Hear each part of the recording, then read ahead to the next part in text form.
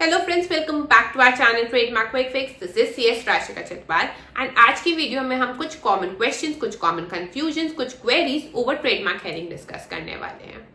Ma'am, मेरा trademark status ready for show cause hearing दिखा रहा है, कोई डरने की बात तो नहीं है, इसका क्या मतलब होता है? ट्रेडमार्क की शो कॉज हेयरिंग में एक्चुअली होता क्या है? मैम, मेरी हेयरिंग की डेट मिस हो गई, अब क्या कर सकते हैं? क्या मैं अपनी ट्रेडमार्क हेयरिंग एडजर्न करवा सकती हूँ? ट्रेडमार्क हेयरिंग क्या फाइनल स्टेज है, इसके बाद मेरा ट्रेडमार्क रजिस्टर हो जाएगा? हम इन सब क्वेश्चंस को इस वीडियो में डिस्कस करने वाले हैं, सो लेट्स डाइव इन।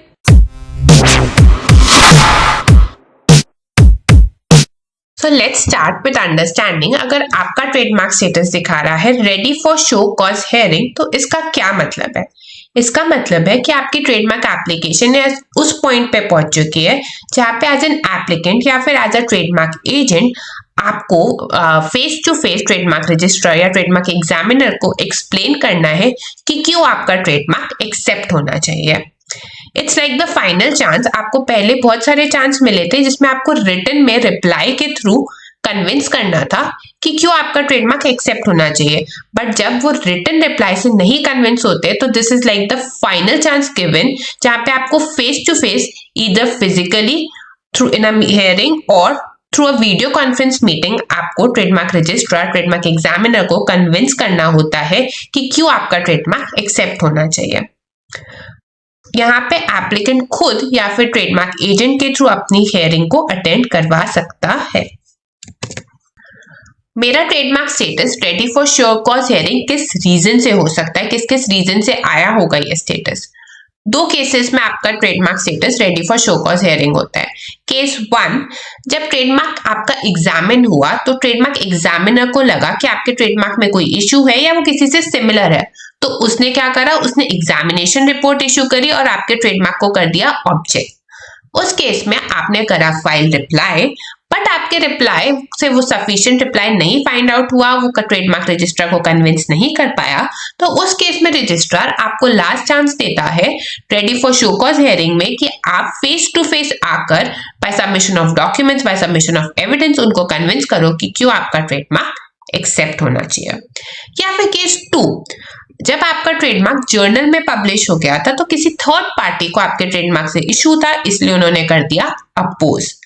आपने उस अपोज का रिप्लाई फाइल किया, अपोज स्टेटस को रिजॉल्व करने का ट्राई किया, आपने रिप्लाई फाइल किया, आपने नेगोशिएट करने का ट्राई किया, बट आप उसको नहीं रिजॉल्व कर पाए थ्रू रिटन रिप्लाई, तो उस केस में अगेन ट्रेडमार्क एग्जामिनर आपको एक लास्ट मौका देता है face to face by submission of documents, by submission of evidence to prove कि क्यों आपका ट्रेडमार्क एक्सेप्ट हो जाना चाहिए। एंड इस केस में भी आपका ट्रेडमार्क स्टेटस अगेन होता है ready for show cause hearing. अगर आपका भी trademark status ready for show cause hearing है या फिर ट्रेडमार्क के स्टेटस में कोई भी इशू है किसी भी स्टेज पर, तो you can write your issue and mail us at trademarkquickfix@gmail.com, or you can call or WhatsApp over 741-742-9618, or you can call us on an alternative number which is 8171949618. अगर आपको ये वीडियो थोड़ी सी भी यूजफुल लगती है तो please give it a thumbs up and do subscribe to my channel Trademark Quick Fix. Now coming to the next query कि ma'am ये ट्रेडमार्क शो कॉज हियरिंग में एक्चुअली होता क्या है?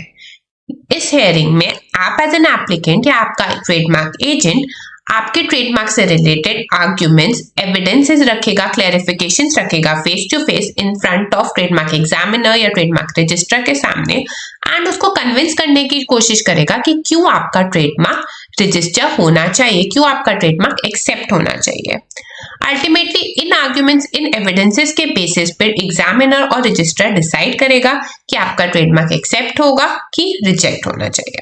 कमिंग टू द क्वेरी कि मैं trademark show cause hearing के लिए कैसे प्रिपेयर करूं, डिपेंड करता है कि आपकी जो ट्रेडमार्क की शो कॉज हियरिंग आई है वो किस रीजन से आई है। अगर आपकी जो हियरिंग है वो ऑब्जेक्शन की हियरिंग है, मतलब आपका ट्रेडमार्क ऑब्जेक्ट हुआ था एंड इस ग्राउंड्स पे हुआ था कि आपका ट्रेडमार्क किसी से सिमिलर था, तो आप उस हियरिंग के लिए ऐसे प्रिपेयर करोगे, ऐसे प्रूफ्स कलेक्ट करोगे जिसमें आप दिखा पाओ कि आपका जो ट्रेडमार्क है वो जो सिमिलर वाले ट्रेडमार्क से कैसे कैसे डिफरेंट है, एंड वो प्रूफ सबमिट करके आप हियरिंग में कन्विंस कर सकते हो रजिस्ट्रार को कि आपका ट्रेडमार्क एक्सेप्ट होना चाहिए। ऑन द अदर हैंड अगर आपका ट्रेडमार्क हेयरिंग का केस ऑपोजिशन वाला है तो आपको ऐसे प्रूफ्स देने हैं जैसे कि आपने अपने ट्रेडमार्क से रिलेटेड जो एडवर्टाइजमेंट्स कर रखे हैं, जो आपने विद टाइम इतने टाइम से अगर आप ट्रेडमार्क यूज कर रहे हो तो आपने कोई कस्टमर बेस क्रिएट किया है तो उसके प्रूफ्स, अगर कोई आपकी ब्रांड लॉयल्टी पब्लिक इमेज बनी है, कोई सोशल मीडिया में एडवर्टाइज करा है, तो वो सफिशिएंट प्रूफ्स जो आपको कन्विंस करने में हेल्प करे ट्रेडमार्क रजिस्ट्रार को कि आपका ट्रेडमार्क अगर एक्सेप्ट हो जाता है, रजिस्टर हो जाता है, तो ओपोनेंट और आपके ट्रेडमार्क में कोई कंफ्यूजन का कोई भी रीजन नहीं है, इसीलिए आपका ट्रेडमार्क एक्सेप्ट होना चाहिए।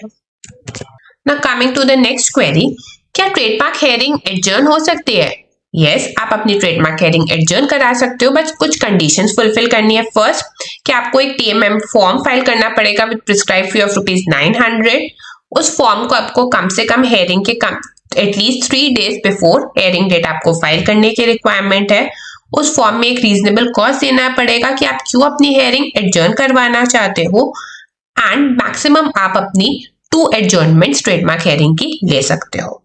मैम, मेरी हेयरिंग की डेट थी और वो मिस हो गई, मेरे को पता ही नहीं लगा कि ट्रेडमार्क हेयरिंग थी। उस केस में क्या होगा, अगर एप्लीकेंट नहीं शेड्यूल डेट पर ट्रेडमार्क हेयरिंग की अटेंड कर पाता तो उस केस में जो कंसर्न एडमिनिस्ट्रेटर होता है, एग्जामिनर होता है, वो आपकी ट्रेडमार्क हेयरिंग को 90-95% केसेस में पोस्टपोन कर देता है। आपको ऐसे मैक्सिमम 3 मौके मिलते हैं बिफोर रिजेक्टिंग योर एप्लीकेशन। कभी कभी केस में बहुत कम ऐसा होता है कि डायरेक्ट भी आपकी, अगर आपने हेयरिंग अटेंड नहीं करी है, मिस कर दी है, तो आपको ऑटोमेटिकली ट्रेडमार्क ऑर्डर दे देता है टू रिफ्यूज। अब अगर मेरी हेयरिंग की डेट मिस हो गई तो मैं अपने एंड से क्या कर सकता हूँ? आप रिक्वेस्ट कर सकते हो रीशेड्यूलिंग के लिए। अगर आपकी हेयरिंग की डेट मिस हो जाती है, आप हेयरिंग नहीं अटेंड कर पाते हो, तो try to act as fast as you can and written में टीएमएम फॉर्म फाइल करके रीशेड्यूलिंग की रिक्वेस्ट डालिए। एंड साथ ही साथ एक ट्रेडमार्क अटॉर्नी, ट्रेडमार्क एजेंट को कंसल्ट करिए जो आपको पूरे प्रोसेस को कंसल्ट करके बताएगा कि आपको इस सिचुएशन को कैसे हैंडल करना चाहिए, अपनी ट्रेडमार्क एप्लीकेशन को कैसे मैनेज करना चाहिए।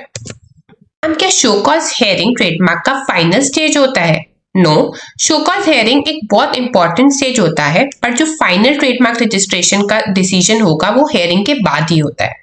अगर आपने ट्रेडमार्क हेयरिंग में कन्विंस कर दिया कि आपका ट्रेडमार्क एक्सेप्ट होना चाहिए, अगर डिसीजन आपके फेवर में है, तो आपका next trademark status accept and advertise होगा अगर आपकी ट्रेडमार्क हेयरिंग ऑब्जेक्टेड के रीजन से थी, एंड अगर आपकी ट्रेडमार्क हेयरिंग अपोज स्टेटस के रीजन से, तो आपका नेक्स्ट ट्रेडमार्क स्टेटस उस केस में रजिस्टर्ड हो जाएगा।